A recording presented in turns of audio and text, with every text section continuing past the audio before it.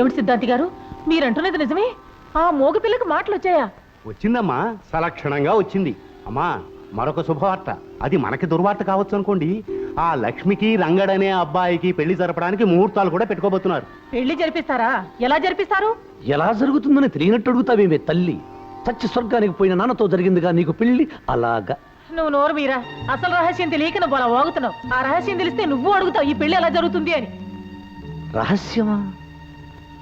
అయ్యా, ఈ నెల 15వ తేదీ ఉదయం 5:45 ముహూర్తం దివ్యంగా ఉంది.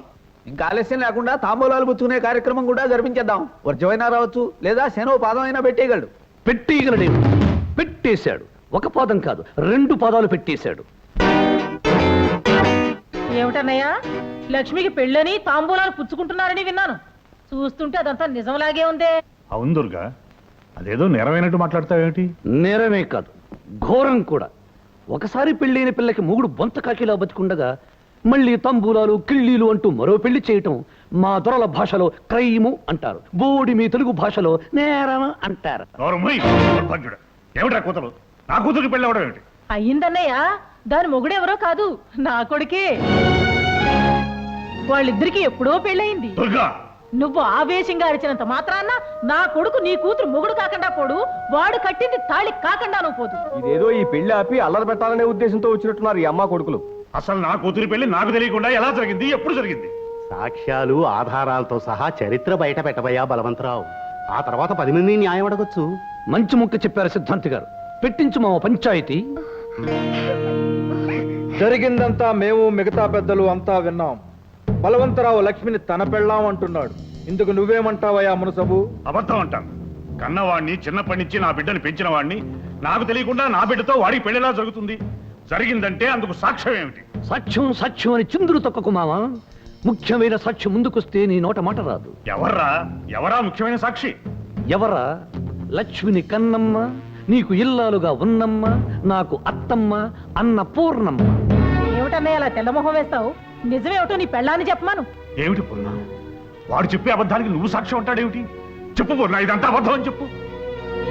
ఏం అన్నపూర్ణమ్మ గారు, బలవంతరావు చెప్పేది నిజమా? అవును, అతను చెప్పింది నిజమే. నా కూతురు లక్ష్మికి అతనికి పెళ్లి జరిగింది. పూర్ణ, అత్తమ్మ అలా టెలిగ్రామ్ ముక్కల్లా చెప్పటం కాదు, ఇది పంచాయతీ. పెద్దలందరికీ వివరంగా విషయం చెప్పు. విషయం సరిగ్గా 17 ఏళ్ల క్రితం, అంటే మా లక్ష్మికి 2 ఏళ్లప్పుడు మా వారికి పెద్ద జబ్బు చేసింది. ఆయన్ని పరీక్షించిన సిద్ధాంతి గారు పరిస్థితి చాలా ప్రమాదంగా ఉందని, ఆయన ఏ వైద్యం రక్షించలేదని, వెంటనే ఇంట్లో ఏదైనా శుభకార్యం జరిగితే తప్ప ఆయన నాకు దక్కరని చెప్పారు. అప్పుడు మా ఆడపడుచు దుర్గమ్మ పసివాళ్ళైన తన కొడుక్కి నా కూతురికి పెళ్లి జరిపిస్తే ఆయనకి గండం గట్టెక్కొచ్చని చెప్పింది. నా పసుపు తాడు నిలబడ్డానికి అంతకంటే వేరే మార్గం లేదని వాళ్ళిద్దరూ చెప్పడంతో అప్పటికప్పుడే దేవుడి గుళ్ళో పసి వాళ్ళిద్దరికి పెళ్లి జరిపించేశాం. ఆ విషయం మాలోనే రహస్యంగా ఉంచాలనుకున్నా. నేను చేసింది తప్పో ఒప్పో నాకు తెలీదు. కాకపోతే ఒక ఆడదానిగా నా పసుపు కుంకుమలు నిలబెట్టుకోవాలని అప్పుడు ఆ పని చేశానండి. విన్నారుగా మా అత్తమ్మ చెప్పినదంతా. దీన్నే మా దొరల భాషలో ఫ్లాష్ బ్యాక్ అంటారు. బోడి మీ తెలుగు భాషలో గత చరిత్ర అంటారు. పసితనంలో జరిగిన, పెద్దయ్యాక జరిగిన, పళ్ళూడాక ముసలి వయసులో జరిగిన పెళ్లి గనుక మా పెళ్లికి మీరంతా ఒప్పుకుని తీరాలి. నోర్మయ్, ఇన్నేళ్లు ఊరుకుని ఇప్పుడు నీ అవసరం కోసం అవకాశం చూసుకుని బయట పెట్టే పెళ్లి చల్లదురా, చల్లదు. అంటే ఆ పెళ్లిని తాళిబొట్టుని గౌరవించనంటావా? మనసు తెలిసి చేసుకునేది పెళ్లి, ఇష్టపడి మెళ్ళలో కట్టించుకునేది తాళి. అంతేగాని పశువుకు పలుపుతాడు కట్టినట్టు, బొమ్మకు గుడ్డపీలకు చుట్టినట్టు లోకం అంటే ఏమిటో తెలియని ఓ పసిపిల్లకు పసుపుతాడు కట్టేసి అది పెళ్లి అంటే నేనే కాదు, బుద్ధి జ్ఞానం ఉన్న ఏ మనిషి ఒప్పుకోడు. ఏమది? బాల్య వివాహాలను గౌరవించడం మన ఆచారం. అనురాగంతో పెనవేసుకుని కలిసిపోయిన 2 మనసుల్ని విడదీయటం ఆచారం కాదు, దురాచారం. నాయన, తరతరాల నుంచి వస్తున్న పద్ధతులకు తలవంచడం మన సాంప్రదాయం. ప్రేమతో నిండిన గుండెల్ని ముక్కలు చెక్కలు చేయడం సాంప్రదాయం కాదు, రాక్షసత్వం. మా కళల్ని బ్రద్దలు చేసి కన్నీళ్లు మా బ్రతుకులకు మిగిల్చేట్టుగా చేసేవి కట్టుబాట్లు కావు, కత్తుల బాట్లు. రంగా, సాంప్రదాయం ఆచారం కట్టుబాట్లు కాదనటానికి దడవి కాదు, శ్మశానము కాదు, అందరూ కలిసి బ్రతికే ఊరు. తప్పనిసరిగా చెప్పిన దాన్ని ఒప్పుకు తీరాలి. ఏం పెద్దలు ఏమంటారు? అవును రంగా, వివాహం ఎప్పుడు ఎవరితో జరిగినా ఒప్పుకు తెరవలసిందే. రాయుడు గారి కూతురు రత్తమ్మ 6 నెలల జరిగిన పెళ్లికి ఒప్పుకుని కాపురం చేయటం లేదు. మా బామ్మర్ది బండ సుబ్బడు 2 ఏళ్లప్పుడు పెళ్లికి తలంచి ఇప్పటికీ కాపురం చేస్తున్నాడు.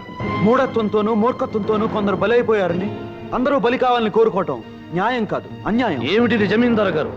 నిప్పు తుక్కిన కోతిల కుప్పిగంతులు వేసే వాళ్ళను ఊరుకోబెట్టడం కాదుగా ఈ పంచాయతీ ప్రోగ్రాం. తొందరగా తీర్పు చెప్పండి. ఎన్నో ఏళ్లుగా పాటించే పద్ధతులను ముందు తరాల వాళ్ళు కాదనవచ్చేమో కానీ ఆ తరంలో కాదనటానికి ఎవరి తరమూ కాదు. కనుక గ్రామ పెద్దగా లక్ష్మి బలవంతరావు భార్యనని నిర్ణయించాం. ఇప్పుడు పెట్టుకున్న ముహూర్తానికి అతడు ఆమె మెడలో అందరి ముందు తాళి కట్టాలని నిర్ణయిస్తున్నాం.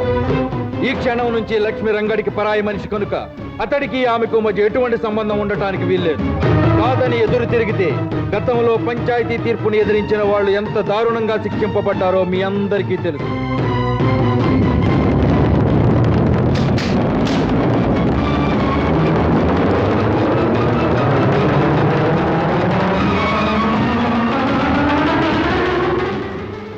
మామ విన్నారుగా, దీన్నే మా దొరల భాషలో ముద్దుగా జడ్జిమెంట్ అంటారు. బోడి మీ తెలుగులో తీర్పు అంటారు.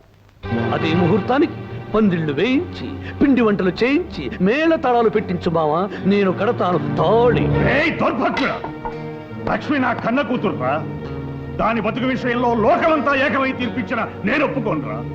కళ్ళల్లో పెట్టుకుని పెంచుకున్న నా కన్న కూతురు నీలాంటి నీచుడికి ఇల్లాలు అనిపించుకోవడం కంటే భర్త పోయిన దురదృష్టవంతులు అనిపించుకోవడం మంచిదిరా. అందుకేరా ఇలాంటి రాక్షసుడి చేతిలో దాని బతుకు నాశనం కాకుండా కాపాడుకుంటాను. నేను నరికేస్తాను రా, నరికేస్తాను.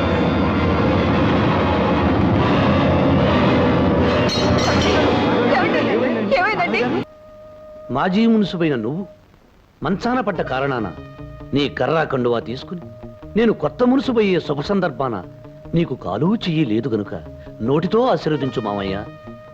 భ్రష్టుడా! అయ్యా